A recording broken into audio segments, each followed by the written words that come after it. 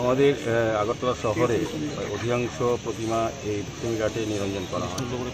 তো বিগত 2 বছর ধরে আমরা খুব আধুনিকভাবে সুন্দরভাবে, আমি বলবো উত্তর পূর্বাঞ্চলের সবচেয়ে ভালো নিরঞ্জন ঘাট এটা তৈরি হয়েছে। এইবার গত 2 বছরের থেকেও ছাড়িয়ে যাবে সমস্ত ব্যবস্থাপনার দিক থেকে।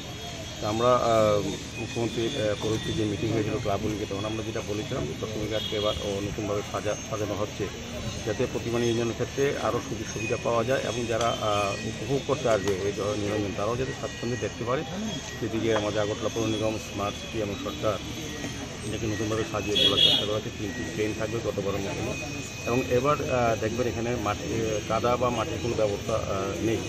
বর্ষা হলে কোনো অসুবিধা হবে না, সমস্তটাই মার্বেল টাইলস দেওয়া হয়েছে পার্মানেন্টলি। মানে আমাদের সমস্ত যেগুলি গতবার অস্থায়ীভাবে আমরা ব্যবহার করেছিলাম সেগুলি এবার পার্মানেন্ট করা হয়েছে এবং খুব সুন্দরভাবে আলোকিত করা হবে।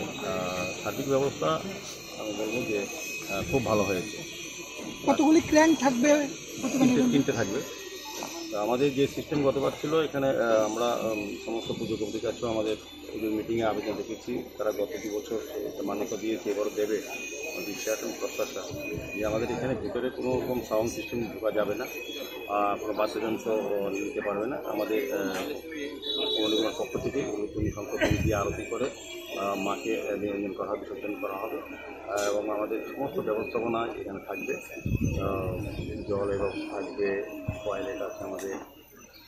সার্বিকভাবে এটা নিরঞ্জন ঘাটকে আধুনিক করার জন্য যা যা ব্যবস্থা আমরা আগরতলা পৌর নিগম থেকে করা হয়। এবং আজকে আমরা এটা পরিদর্শনে এসেছি কতটা কাজে গিয়েছে, কারণ আগামী সম্ভবত 8 তারিখ আমরা এটা আনুষ্ঠানিকভাবে মাননীয় মুখ্যমন্ত্রী প্রফেসর ডক্টর মানিক স্যারের হাত ধরে এটা উদ্বোধন করবো টোটাল প্রজেক্ট।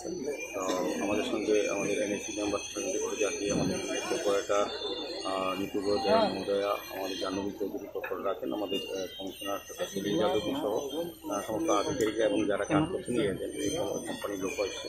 সার্বিকভাবে আমরা পরিদর্শন করে আমরা খুব সন্তুষ্ট।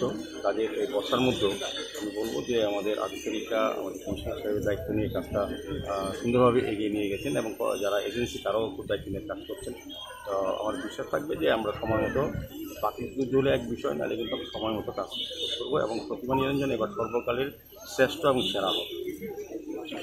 7 दिन में खत्म कर दे सकता हूँ सर।